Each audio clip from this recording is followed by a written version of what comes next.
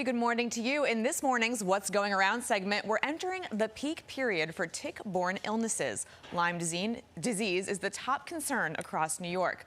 Dr. Binu Kuriakose joins us this morning to walk us through how to protect ourselves from these seasonal dangers. Thanks so much for being here. So, as the weather gets warmer, New York City parks become a popular hangout, but they're also a breeding ground for a variety of insects and ticks. Which of them are most dangerous to us?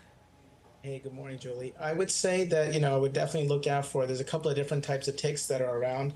The black-legged tick, American dog tick, also known as the wood tick, and the Lone Star tick, which is mainly found in the south, but is now starting to come up north. These are the most common ticks that we see, as well as mosquitoes, which, can spread the West Nile virus. So definitely those would be the most common that I would look out for this summer. And Dr. Kuriakose, what happens if Lyme disease goes untreated? That's a great question. So, it really depends on the time where we catch it. So if you catch it within the early days to weeks, you could typically see like a bullseye rash, or you could have flu-like symptoms where it have fever and chills. If you catch it weeks to months, it could cause things like facial paralysis or palpitations. And if you catch it very late, like months to years, it can cause joint pain, cognitive impairment, and chronic fatigue syndrome in some patients. So are there specific symptoms to look out for? Yeah, I would say early on, look for the rash. That's typically the most common that we see, especially in our urgent cares. Patients come in with a rash, or sometimes if they're lucky enough, they'll even see the tick still on their body. Those would be the important things to look out for early on. And what can we do to protect ourselves from becoming infected?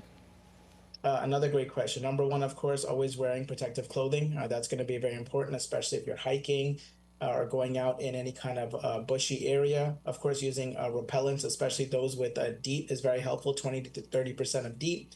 If you don't like DEET, natural options include like oil of lemon eucalyptus, although not as effective, I would say. And very important would be to check yourself and check your animals when coming back from being outdoors. Animals are another very common source of possible ticks sticking to them and then jumping onto you later on. So important to do body checks after. So check the dog when you come back in from the walks is what you're saying.